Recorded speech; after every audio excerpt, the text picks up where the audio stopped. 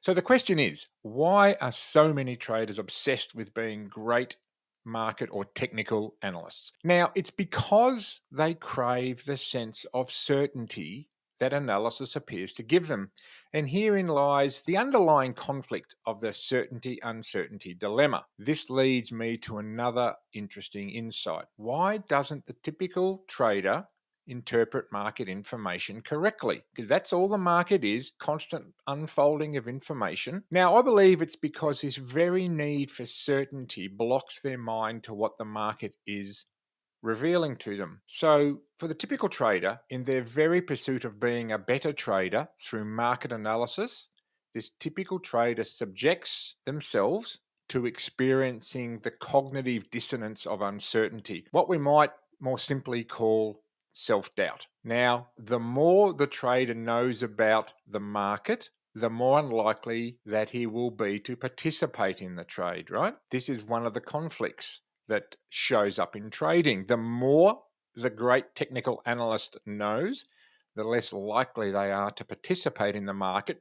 because the more things they need to be certain about. So they won't put on the trade. And then often it turns out to be a winner. And this causes the typical trader extreme agony. And I would say for a lot of traders, I've experienced this, you probably have too.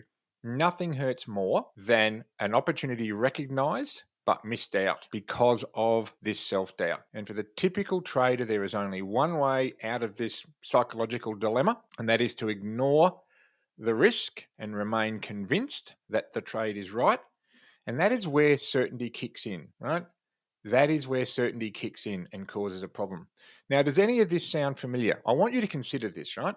When you're in the process of convincing yourself that you're right, what you're essentially saying to yourself is, I know who's in this market. I know the identity of every single trader and who's about to come into the market. I know what they believe.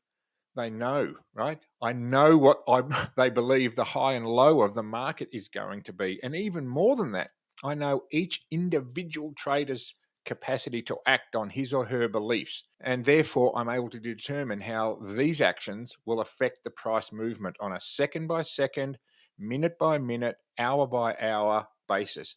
Now, when you think about that and look at it, right, this process of convincing yourself of certainty from that particular perspective, it does sound crazy and absurd.